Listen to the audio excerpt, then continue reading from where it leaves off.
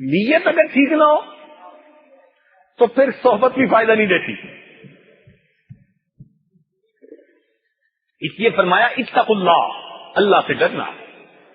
یہ تقوی کا جو حکم ملا یہ نیک نیتی کے لیے، نیت کو درست رکھنا.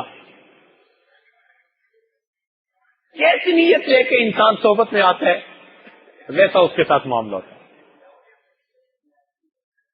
حضرت مجدد ثانی رحمۃ اللہ علیہ نے لکھا ہے، فرماتے ہیں کہ ہم 3 پھر بھائی تھے اور تینوں کا اپنے شیخ کے بارے میں الگ الگ گمان تھا،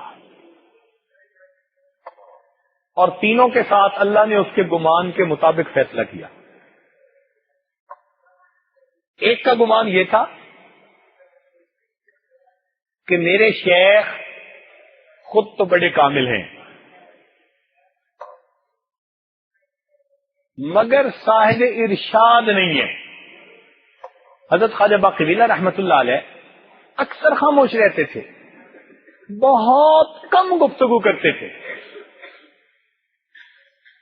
کیونکہ وہ گفتگو نہیں کرتے تھے زیادہ تو اس کا مطلب تھا کہ واضح نصیحت نہیں ہوتی، لوگوں کو زیادہ فائدہ نہیں ہوتا.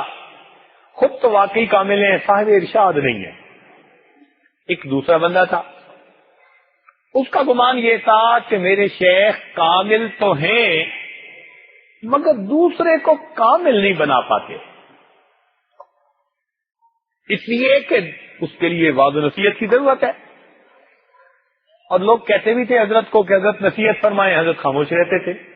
بلکہ ایک مرتبہ کسی نے جب بہت کہا کہ حضرت کچھ گفتگو فرمائیں، نصیحت ہو، تو حضرت نے جواب میں یہ فرمایا کہ جس نے ہماری خاموشی سے کچھ نہیں پایا وہ ہماری باتوں سے بھی کچھ نہیں پائے گا. جس نے ہماری خاموشی سے کچھ نہیں پایا وہ ہماری باتوں سے بھی کچھ نہیں پائے گا. خاموش رہنے میں سالک کا فائدہ زیادہ ہے.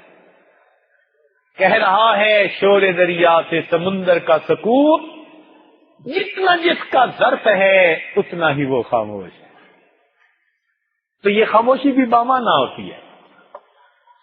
فرماتے ہیں تیسرا میں تھا اور میری اپنے شیخ کے بارے میں رائے گمان یہ تھا کہ جتنا کامل شیخ مجھے اللہ نے عطا کیا اگر اس سے پہلے ملا تو سیدنا صدیق اکبر لانو کو نبی الاسلام ملے اور کسی کو ایسا شیخ نہیں ملا. اللہ اکبر. فرماتے ہیں میرے اس نیک گمان کی وجہ سے وہ 2 بھائی تو پیچھے رہ گئے اور اللہ تعالیٰ نے مجھے اسی شیخ سے وہ روحانیت دی کہ مجدد الف ثانی کے رتبے تک پہنچا دیا. ایک ہی دھارا، ایک ہی چشمہ ہے، اسی سے پانی پیتے ہیں. جس نیت کے ساتھ پیتا ہے انہی بیماریوں کا علاج بن جاتا ہے. بدگمانیوں کے ساتھ پیے گا تو بدہضمی کر جائے گا. نیک نیتی کے ساتھ اسی دھارے سے پیے گا اس کے لیے شفا بن جائے گا.